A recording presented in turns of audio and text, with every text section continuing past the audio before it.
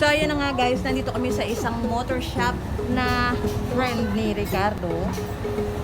Ayun siya, pinagagawa niya, pinasisikip niya yung kadena ng kanyang motor yan. Kaya medyo ang aking background ay talyer-talyer, ek-ek.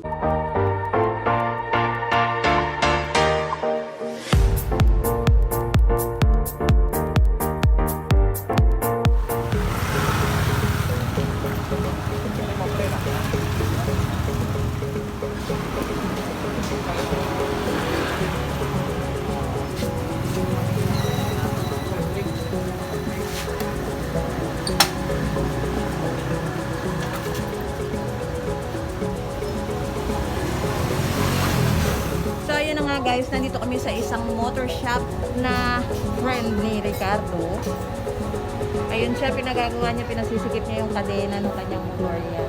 Kaya medyo ang aking background ay talyer-talyer, ek-ek. Pinasisikip niya yung kanyang motor. Ayan, pina-adjust niya, pinalagyan niya na rin ng ano. Ayan, ayan.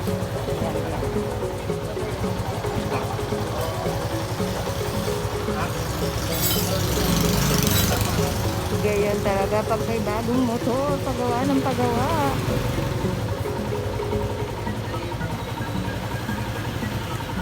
Bale, yun guys, pinagawa niya yung kadena, medyo maluwang yung kadena, tumutunog-tunog habang nagbabiyahe kami. So, pinagawa niya muna, pinasikipan niya. Pero pinagawa niya na yun before nung unang kuha niya, ewan ko ngayon. Kung sana maging okay na para maganda-ganda ng aming road tripping. Naman si Ricardo, namimili na naman na ipapalit niya sa handle ng motor.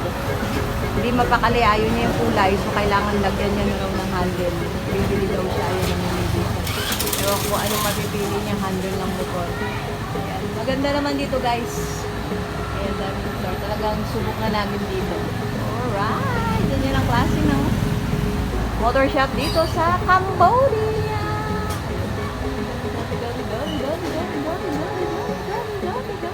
Oh, come out.